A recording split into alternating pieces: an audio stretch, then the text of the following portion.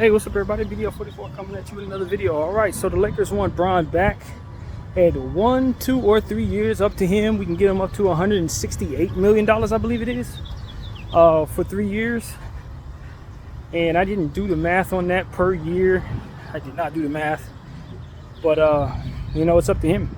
They're leaving it up to the king to come up with his own terms in regards to that. If he wants to play 2 more years, 3 more years, 1 more year, whatever he wants to do, Genie's ready to give him his contract. I think he's earned that respect in this league.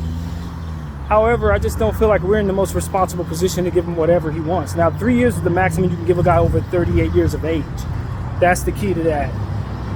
So that's not really a limit, more so than just the rule that's in place for everybody at his age. So I don't know, maybe if your criteria can exceed certain criteria, you should be able to maybe amend that a little bit. I think for a guy like the King, who's not your typical 38 years old, 39-year-old, whatever it is. 38-year-olds usually don't do what he's doing and probably will never do it again. So should he not have his own rule, or someone who meets the criteria that he has, play a certain amount of games at a certain level statistically and all this other stuff, shouldn't that be like, all right, for that guy, maybe we can do a 4-year, 5-year deal? You know what I mean? But I think it's safer for us as a team because he is older, and even though he hasn't fallen off in any way yet, you still want to make sure you don't have yourself tied to a guy who could fall off any day. So I respect that, but from his standpoint, I'd be like, yo, man, why y'all judging me by the rest of these people? I ain't like them at all. So that's how I would look at it if I was him. But you know, I mean, as a Laker fan, like I've said many times, I'm gonna stick to this. I'll say it and I mean it. I'd love to have the King back if he can come back on a price tag that doesn't hurt our team. I don't know if he's ready to take a pay cut. He said he would never take one back in the day. I don't know if anything has changed. But if he's serious about winning, then it's probably required for him to give back to the cap so that we can put the right crap around it, so to speak. You know what I'm saying? It's just that simple. You know, that may be the Lakers' fault for not having more, for mortgaging everything and making bad decisions with their assets, not capturing value. I could definitely blame the Laker front office and their choices that would make it so that would be something that's necessary. But blame ain't going to solve the problem. You can blame somebody or not, problem still in place. So what are you going to do? If you're LeBron James, is what's going to determine whether or not we will have enough going forward. Now, if we have enough going forward, is he going to be guaranteed a championship if he take a pay cut? No. But it certainly heightens his chances of having a very talented team, man. If guys are tired of being ousted in the first round, knocked off by the same squad, then they have to do something other than just show up to work and prepared in order to ensure that you have that. What you need to keep that from being your reality. So that's my point of view on LeBron James. I want him to take a look at what the prospects of this team looks like if he takes a pay cut versus what it looks like if he doesn't, and make a decision that he can live with. Because at the end of the day, man, blame is coming your way whether you get enough or not. We're gonna blame you if it don't work out, just like we always do. But even more so, or some would say we often avoid blaming LeBron James, but those of us who have any real skin in the game are going to place proper blame on the King if things don't work out, especially if he refuses to take a pay cut. So I think a pay cut can really help the situation in the sense that you make it so that your team has enough talent, or at least you can place more of that blame on the front office if you do take a pay cut and they happen to not bring the right stuff to you. So that's kind of what it is. I don't know if that's as important as getting your money to a guy. You know, I don't know that they really care about that in the long run. When you talking about millions of dollars, you know, it's a different conversation. So I don't imagine LeBron James got as wealthy as he is by leaving money on the table.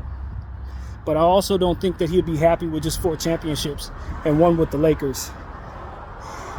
And I'm pretty sure he can make money a lot of different ways, to say the least. So that's my whole point of view. I'm not mad at the King if he doesn't take a pay cut. I just know that we're not going to be good enough if we don't find a way to create some cap space somewhere. And we can ask our role players to take less money, but I don't think that that's really going to make a dent in the process. It's the big guys that have to take the pay cut in order to put a dent in our deficit. So that's really what it comes down to, man. If you want to take all the money you're due, then you're going to leave us overcapped, and less talent will be around you, man. That's it. That's it. You know what I mean? And that's not a perfect science in and of itself, as we've already said, because at the end of the day, you can still leave a lot of money on the table, and then they just bring garbage to you, overpay for somebody they have no business overpaying for. And that's the part of why you want to keep a good GM in place, somebody that you can trust, etc. Because you don't want to ask the star to make a decision like that, and then you bring in players that don't, fit or don't, it doesn't work out in whatever way. You want to make sure that you're capturing value. So that's more so on the front office in Jeanie Buss than it is on anybody else to take a pay cut, in my opinion. Much more on them to manage what you have better. And so an open-ended blank check for LeBron James, when you're in our position, I don't know if that's the best way to approach your situation. He may be deserving of that, but don't mean you should be the one giving it to him. It's the same thing I said yesterday about Toronto Raptors and mortgaging a pick for Jakob Poeltl. For the market that day, was he worth the pick? Yes. When you see what their future became, should they have been the one to make that trade? No. That's what it comes down to. Somebody can be worth something, but it might not be responsible for you to pay that. You know what I'm saying? A Ferrari may be worth $300,000 or whatever the case may be. Doesn't necessarily mean that me should be the guy paying for one. And so that's how you separate two things. In regards to, the Lakers, he's worth that. Yeah, he's worth that. Nah, doesn't mean I can afford it. So I don't know, man. I just want people to just make good decisions. I'm a little frustrated with what I'm hearing about mortgaging more picks. I heard something this morning about the possibility of us being interested in Brandon Ingram. If we can get him without giving up picks, I think I can be very happy with Brandon Ingram returning to the Lakers. Depending on what it takes to give up, what players I have to give up. From what I heard, it's like Rui and a sign and trade D'Lo and maybe a Gabe Vincent. And if that's the case, I might be willing to do that. Although I really like Rui Hachimura going forward. Probably not more than I like Brandon Ingram in a nutshell. And D'Lo, I'm expecting him to be gone anyway. Gabe Vincent coming off a knee injury. I like what I saw from Gabe in certain areas, but, if he's not going to be the holdup on any trade like that. So if y'all can get Brandon Ingram for that price, it's a risk because you may not be able to re-sign him. He may test free agency rather quickly and sign elsewhere unless you offer him more than what he's probably worth. And given his injury history, it might not be in your best interest to do that.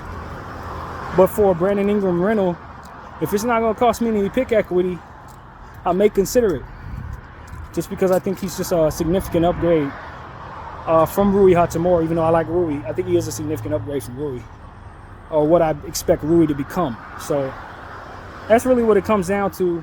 Probably wouldn't offer Austin in that trade, but if it's going to cost me Rui and a bunch of other stuff that I probably ain't going to retain anyway or don't care to retain, I'll be happy to make that move, man. Honestly, I would. But once we talking about giving more future picks to the same damn New Orleans team, that's when I start getting irritated. So you try to tell me you want to stay in a boat with New Orleans continuing to take picks from you? I don't. We've been on the hook with these idiots for years, and we still going to be on the hook for them next year because they're going to leave us with this pick this year. I want to get out from under New Orleans personally. I don't know how the rest of LA feels, but I kind of don't want to see them misdraft another one of our lottery picks. I really don't. Dyson Daniels should not have been taken with that pick. You know what I mean? What else did they do? Was it their decision to take DeAndre Hunter? I think they forwarded that to the Hawks. That should have been Garland. I'm sick of seeing people who can't draft take our picks and draft with those things. Quite honestly. McDaniels was a good pick. Isaiah Jackson has turned out to be solid, but that's what usually happens. People end up taking our picks and doing bullcrap with it. If I'm being honest with you. It's not like we necessarily regret what they draft. Like, oh man, we wish we had that player. Only McDaniels. Only McDaniels. The rest of them picks and people didn't do the right thing with him no way. Maybe we would have if we would have kept him. I don't know. Sure didn't do the right thing with Jalen Hood-Schifino, not from where I'm sitting. So, hey, that's where my head is, man. I'm not in the business of giving up picks for this franchise, for this unit right now, rather. Not this franchise, this picks. I'm not up for that, man. If we can hold on to our picks for the future, that's the way to go, bro. Because at the end of the day, your rebuild is imminent. Your rebuild is imminent. Bron is 40. And you can sign him for 3 years. Or you could do better things with that cap space. Maybe, I don't know. Are you going to be willing to trade him in 2 years if it comes to that? Or are you going to still hold on to him? Like, these are the things I wonder with the Laker front office. I'm just not sure how much I should trust them at this point. I don't know how much I should trust them. Whether I do or not is irrelevant. Should I? Is it the wise thing to trust these guys right now? With some of the stuff that I'm hearing, I hope some of this stuff doesn't happen. The Trae Young rumor, I kind of hope that doesn't happen, man. I kind of hope that doesn't happen. In a nutshell, I would love to see Trae Young in purple and gold, as I've said a million times. For this unit, for this role that we're asking him to play, and for the price tag it's going to cost, I don't think that's a good deal at all. And I think most of Laker Nation is letting you know they feel the same way. Most fans are kind of cool on Trae Young. Donovan Mitchell, whole different story. Lauri Markkanen, probably a different story, man. But Trae Young, nah. Not for what we got going on. So this is just the stuff that's on my mind right now. I'm pretty sure there'll be more to talk about. I don't know how these interviews have gone, if they started interviews today. Maybe they got one going on right now. I don't know. But, I'm curious to know how they're going to handle the coaching situation, because I think that'll be a better way to kind of gauge what we should want. You bring in a certain type of coach and you kind of bring him his stuff. So I don't know if they have a certain mindset about what they want to be as a team, and they're going to find a coach that can do that, or if they're going to bring the coach in and then find out what he can do and base the vision of the team on that. I don't know what their thought process is. So one way or another, they need to have an understanding, a correlation between the vision of the coach and the players that they have, because we've made that mistake a couple of times now, and I don't imagine making the same mistake again is a good decision at all. So that's really what I got to say, man. I'm pretty sure there'll be more to talk about as the day progresses. But that's what I got for now. BDF44. I thank y'all for watching. I'm out.